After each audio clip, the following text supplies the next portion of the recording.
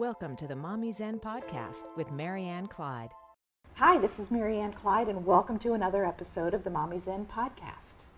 Today, our affirmation is, I am in control of my thoughts, words, and actions. And to help me talk about that today is Michelle Kelley, licensed counselor and founder of Girls Stand Strong. Michelle, welcome back. Thank you. So glad you're back again. You have such a powerful program that works with girls and women. And what we're going to talk a little bit today is about emotional intelligence. Okay. And what every girl needs to know. Now, I have to say, I think what we're going to talk about kind of applies to everybody about emotional intelligence. But your specialty is with girls. Mm-hmm. Is there an age range that you like to specialize in, or what? Elementary, middle, and high school. Okay. But you work with the moms as well. Absolutely. Okay. Okay. So let's start out and just say, what does every girl need to know? Every girl needs to know that she has permission to experience all emotions. She could be angry. That's huge. Yes, she can get ticked off. Especially the negative emotions. Yeah. Because many girls and women feel that it is not okay to have negative emotions and to experience those and to play those out in their life. Well, I think a lot of us were raised with, nice girls don't get angry. Yes. Nice girls don't say that. Don't cry. Stop it. Right. Go in your room if you're going to have a fit. Right. Those kinds of things we're taught early. Yes. To shut down negative emotions. Negative emotions are bad. And so if we have them, we are bad.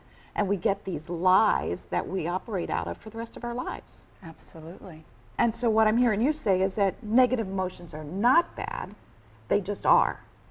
Exactly. No emotion is bad. Right. Emotions just are. Mm-hmm. Emotions can lead to behavior which can be labeled as bad. Right. But girls and women in particular need to know that it's human and it's okay to experience hurt, sadness, anger. Jealousy is a big one. Mm-hmm. We get hung up on jealousy. Mm-hmm. And it's giving girls the vocabulary to use, mm-hmm. the permission to feel what they feel, mm-hmm. and the ability and the tools to communicate how they're feeling to others is what comprises emotional intelligence. Yeah, well, we're talking about, we're taught not to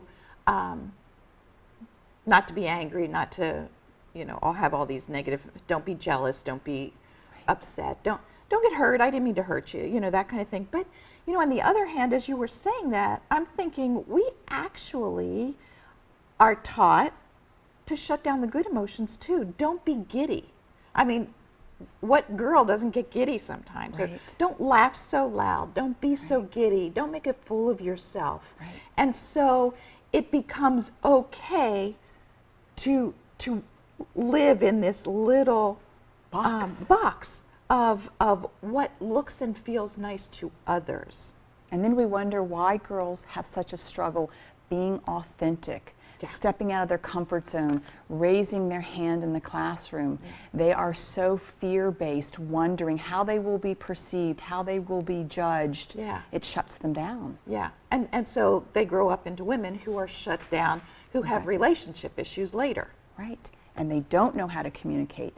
The communication needs to be learned as early as possible within the home, with parents helping guide and educate their children. And we were talking about in the last podcast about how important it is to be what you want your kids to grow up to be, to be that authentic person. So it is okay when a mom gets angry and kind of snaps and goes, oh, whoa, sorry, I didn't mean to do that,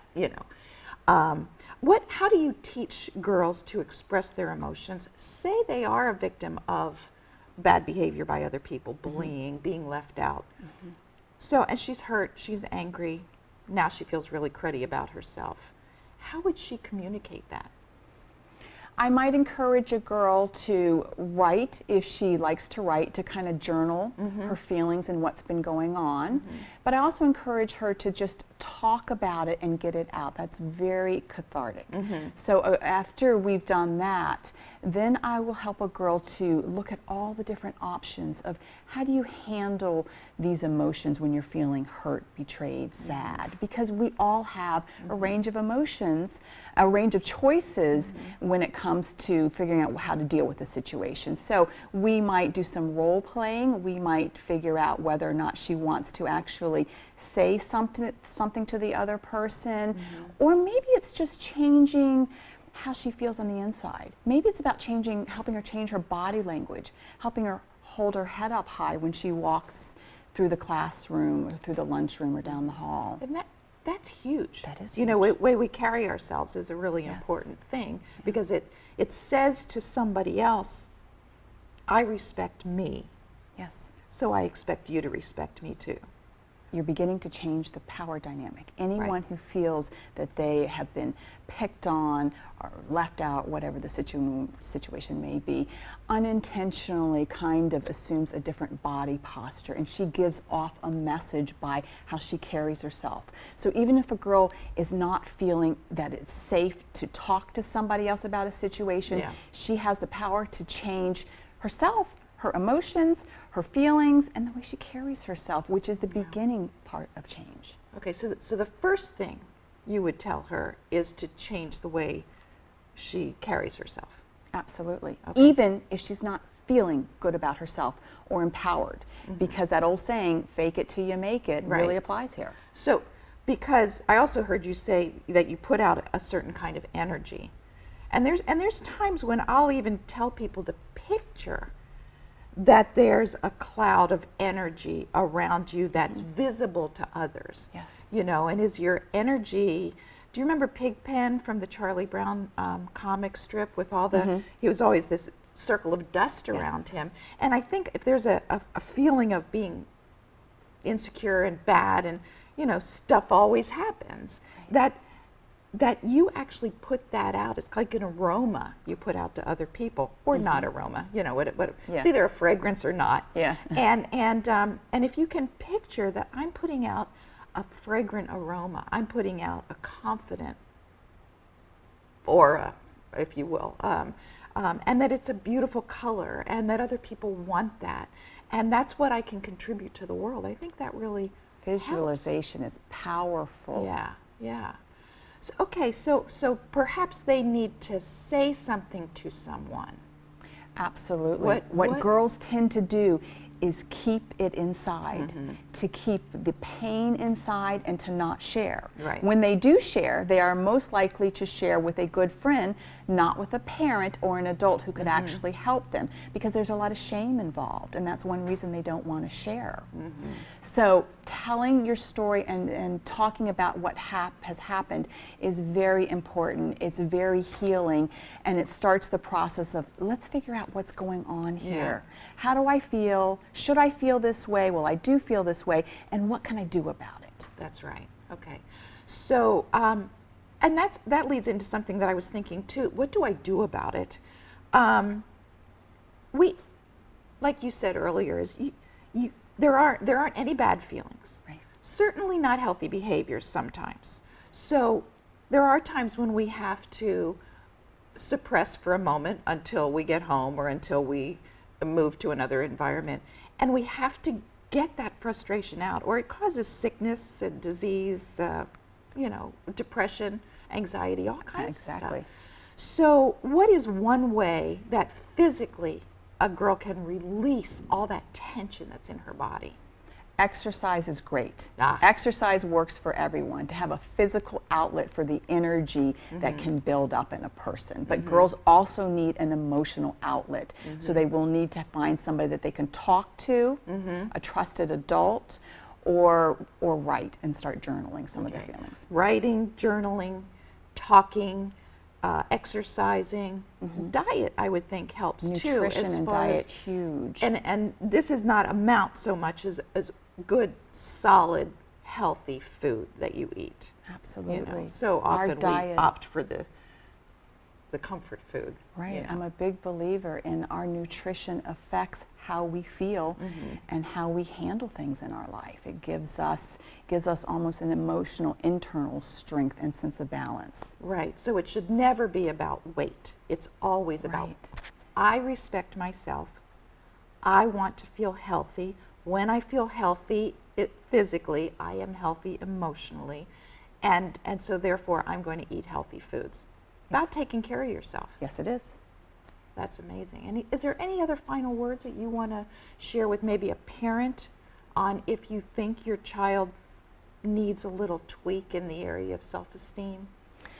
What I would say is that to parents is that probably most kids need a little tweak in self-esteem because we're not born with confidence. Nobody is.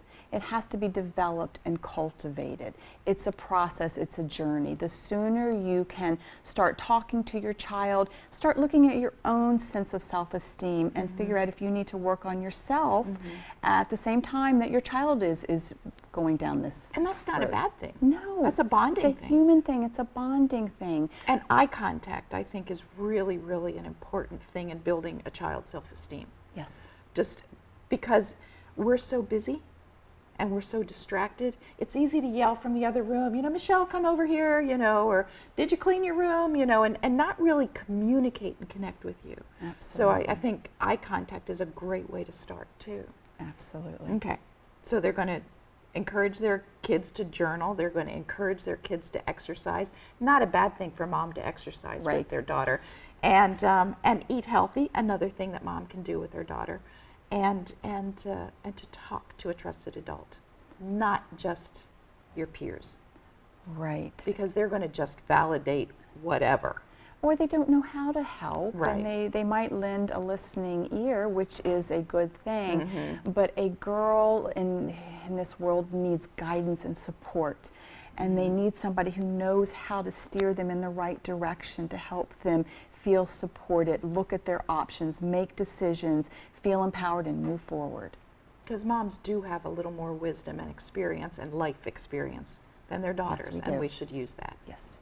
Michelle, thank you so much. What you do is really, really important. So thank you for Thank you, sharing Marianne. it. And thank you for joining me today. And remember, our affirmation for today is, I am in control of my thoughts, my words, and my actions. This is Marianne Clyde for the MommyZen podcast. See you next time. Thanks for listening to the MommyZen podcast. For nuggets of encouragement and strength throughout your day, follow Marianne on Twitter at mommy_zen and Facebook at facebook.com/mommyjustbreathe. Also, you can join our mailing list, leave comments, or ask questions by visiting mommy-zen.com.